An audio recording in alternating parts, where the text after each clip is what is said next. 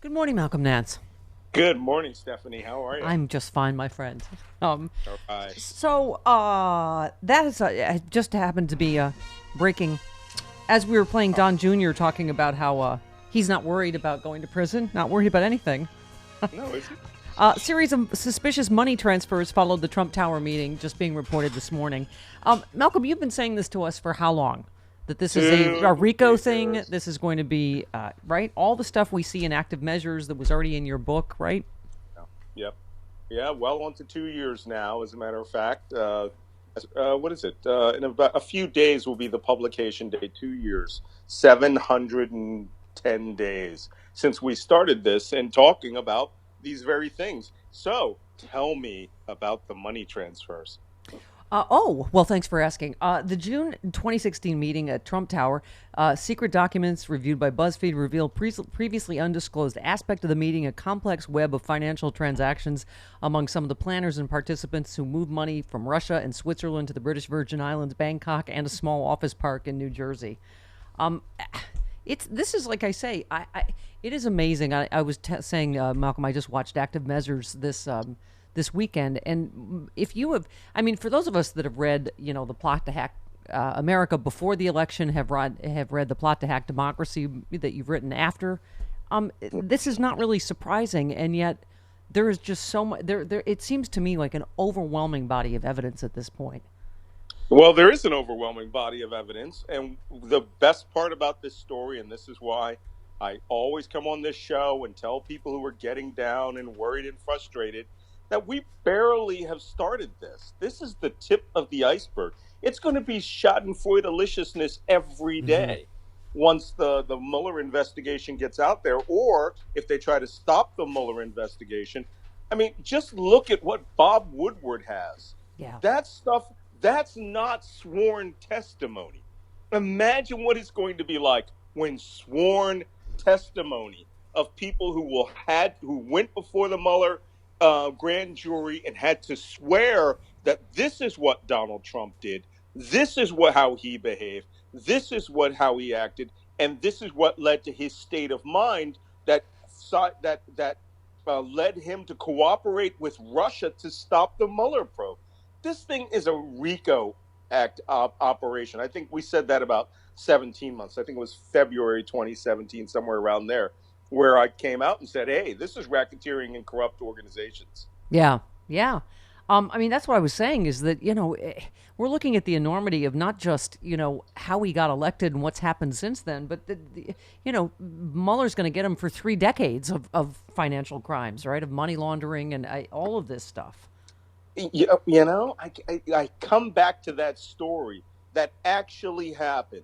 Robert Mueller sat down on his first day. He read through everything Comey had left on his desk. And by 3 that afternoon, he called and hired his first hire, the former director of the Treasury Financial Crimes Division. Yep. Now, what does that tell you? What was Hmm. in the report? Then he hired 16 more of the top financial prosecutors in the United States. Yeah.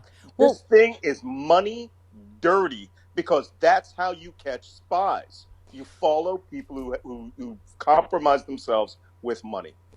we were talking about Rudy Giuliani. I mean, first of all, the stuff we hear in the Woodward book, just that, I mean, how dangerous it is. Excuse me, but that the president and apparently the people around him are living in just complete delusion. Rudy Giuliani's tweet: all developments point to no collusion. Papadopoulos testified no knowledge of collusion. Woodward, after exhaustive research, found no evidence. An anonymous author makes no such allegation. Why? Because the president did nothing wrong. Time to end it. I mean, Yeah, well, you want to break that tweet down for us? yeah, well, it is. It's complete fluff and nonsense. This is him attempting to game the refs. He knows this is going to impeachment. Yeah. He's trying to create a popular base that believe in a bubble of 100% disinformation. I think there was an analysis recently about why Trump every morning tweets no collusion. He understands that his, dim-witted base are going to just take that in mind so that when real collusion, real conspiracy is proven, they won't believe it anyway. Mhm. And so Giuliani's not a lawyer, okay? He doesn't even play one on television. He is a con man's barker. And Yeah. he is out there trying to sell something. You know, he's the guy in the audience when the snake oil salesman goes, "This will cure you of Sure. hair loss," and he runs up with a wig on and goes, "I drank it, I'm cured." This is precisely what's happening. Well, speaking of Papadopoulos, I mean, Yeah, yeah. so he did this little Twitter rant right before he goes to prison. He kind of went Trumpy, and he implied shadowy political forces in Australia and the UK had targeted him. I mean, he obviously lied to the FBI about the fact, and he said he did it to protect Trump. He lied about the fact that he told this, what's his name, professor that, Russia had dirt on Hillary. Yeah. Right, Mifsud.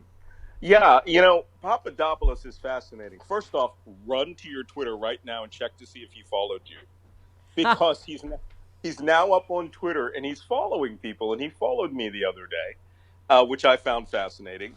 And he's also doing this sort of grand apology tour where I'm guilty, but I'm not really guilty. Mm-hmm. And he sort of leans in the Carter Page world of maybe this is a conspiracy, and he's floating this conspiracy theory that the British set him up, Yeah. and that Steele and MI6 did this as a setup, and had sent the Australians as an intelligence operation to get him drunk and to find out about all this information in a bar in London. Well, you know what? Y'all can send some of those guys over, to buy my drinks, because I'll be in London in a few weeks. And he's crazy. And what he's doing is, I really think he's shooting for a CNN or MSNBC contributorship. Yeah.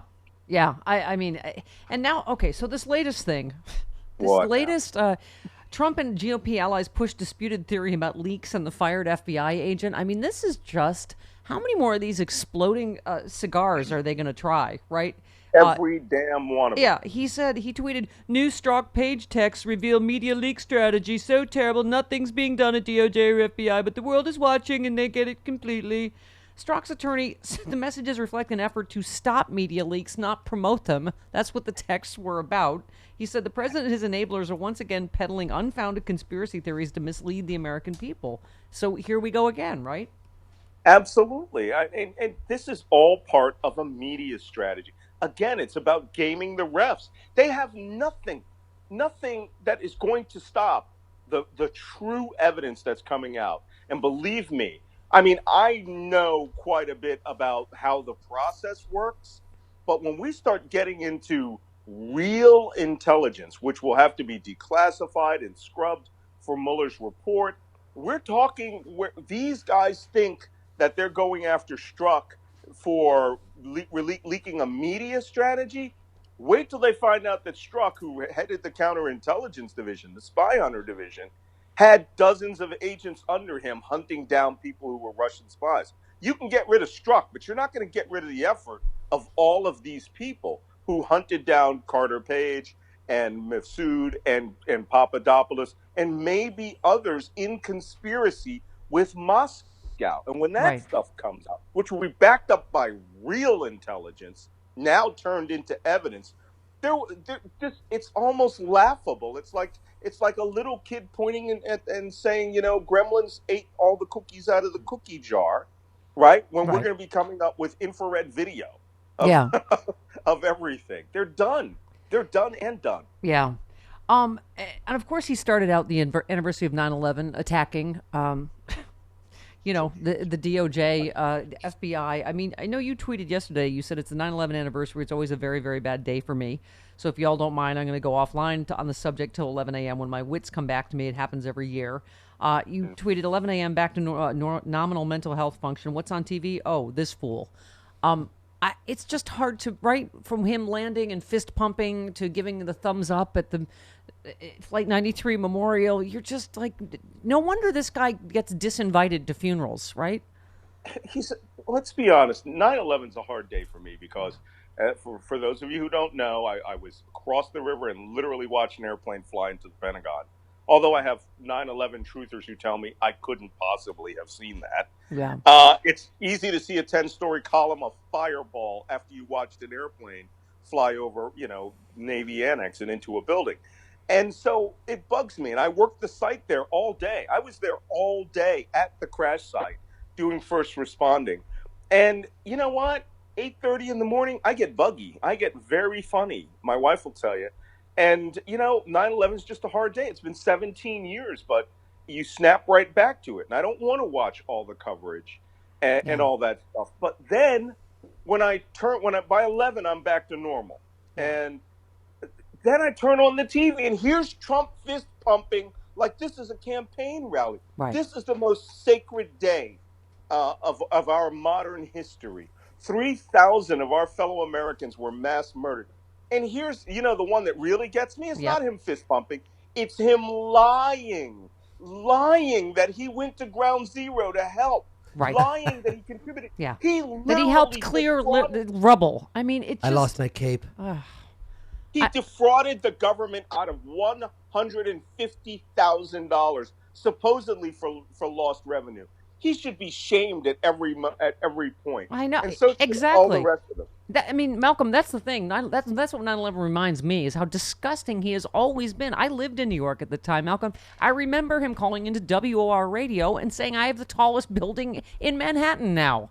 I mean, him saying he saw Muslims jumping up and down, hundreds in New Jersey. I mean, lie after lie after lie. I wrote an entire section of my book, an End to Al Qaeda, written in 2010, which debunked that story. It was one woman in Palestine, and she was promised cake. Yeah. And she danced for the cameras, her and 4 or 5 kids.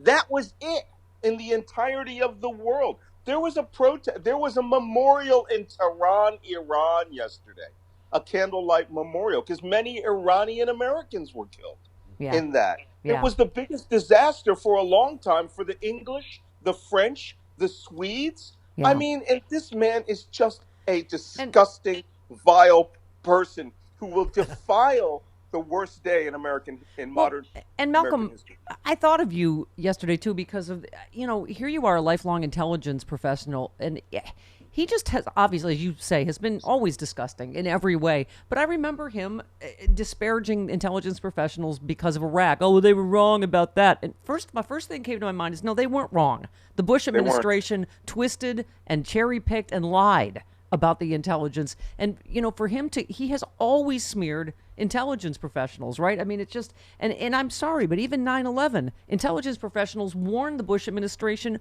repeatedly, right? I mean, yeah, go ahead. Absolutely. But, that's him. You didn't read my other tweet. Donald Trump is a pathological liar and does not have the ability to distinguish between reality and fantasy. And that's pushing like 20,000 likes at this point. Yeah, I mean, why do we have to keep coming out and saying this? right. Why do people who are pundits, not the journalists, come out, not do the full Steve Schmidt, and every time he walks out go, this man is a pathological liar. Yeah. Everything he says about 9/11 is a lie. He should not be allowed near, Shanksville, Pennsylvania, which he made about himself. We're in danger with this man's belief, with his psychosis. Yeah. And we have good people on both sides all want to turn essentially a blind eye and think that he's gradually grading himself up to this, whereas people have been, look, Ted Cruz Right. called him a con man, Mitt Romney, and all these other people, but for their own self-aggrandizement or enrichment, they go along with him. And it's just, we just have to put a stop to it. I said it after I mean, first of all, I never thought I'd read a more terrifying book than yours, but Bob Woodward's book, Fear. I mean, Oh. yeah. And after I saw Active Measures, I said, you know what? We need patriots to come out, to come out November 6th and take our democracy back. And then let's have a free and fair debate again about ideas. But this is Well, I've been calling for months that someone should organize a national mobilization. And I think it's coming. I really. think that there's going to be a massive pre election mobilization where we come out. I feel like we may hear more about that at Sexy Liberal DC. I just have a feeling. Really? Oh, okay, news to me. Yeah. But I mean, if you got Rick Santelli formed the Tea Party, well, what if we all said we're going to stand for America? We're going to stand for democracy, both Republican and Democrat. You do that 3 days before the election, you will have a wave election, and everyone needs to participate in standing for the values of this nation. I really feel that by the time we get near election day, boy, I think Woodward level outrages will be so far in the norm that people will be abandoning ship on this guy. Yeah, absolutely. Listen, you know how there's a lot of things that you can't tell me, or you'd have to kill me. There's things I can't even tell you yet about Sexy Liberal DC. Sweet. Yeah. Hey, next Saturday night. Sexy Liberals. Go ahead. We'll be in DC next week, and that'll be awesome. Yes. But for those of you who can't make it, I'm going to be in London on October 2nd, giving a speech there.